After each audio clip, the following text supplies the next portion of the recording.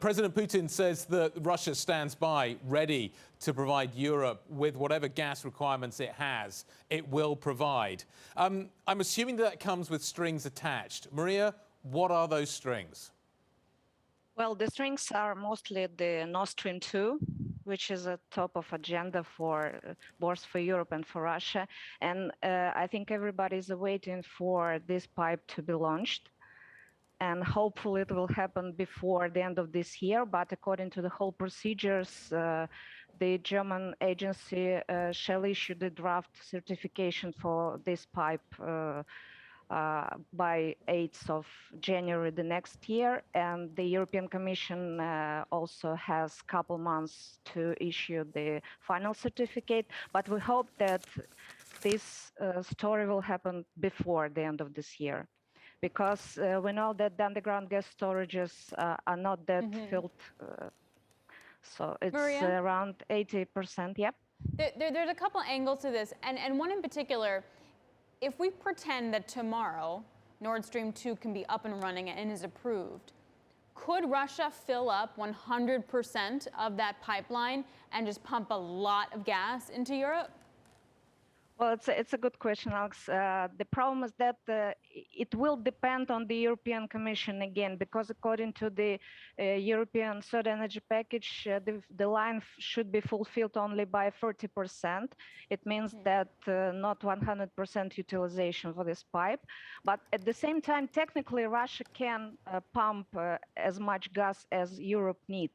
But it depends on how severe winter will be in Europe and both in Russia, to be honest. Will Russia deliver the gas that Europe wants on the spot market, or do you think it will only deliver that kind of gas in terms of the volume that Europe wants if Europe agrees to long-term contracts? Well, all the current volumes which supply to Europe are supplied under the long-term contract signed by Gazprom.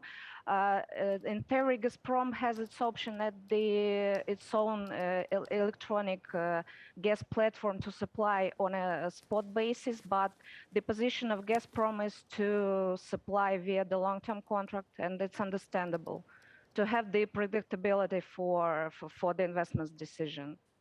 But in case of emergency, of course, Russia and Gazprom itself will be ready to supply the additional gas volumes at the spot basis.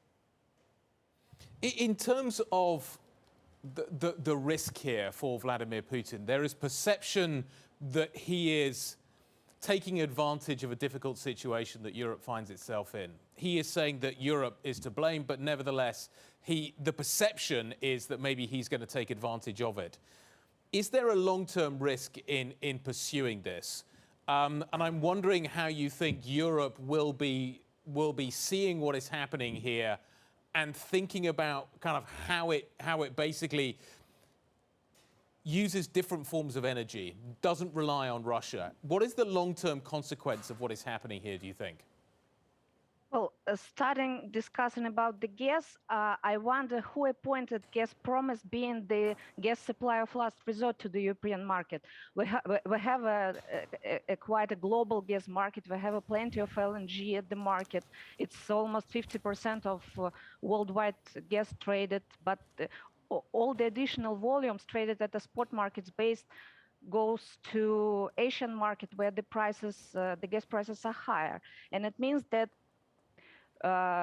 all the market players should rethink the current situation, not only in case of using whether to use the renewables or not, but also which kind of contracts to sign, which price mechanisms to use. Because if we have the oil linkage in the current long-term contracts, like we used to be 10 years ago, the current gas price at the European market could be just about $20 to $200 per BCM.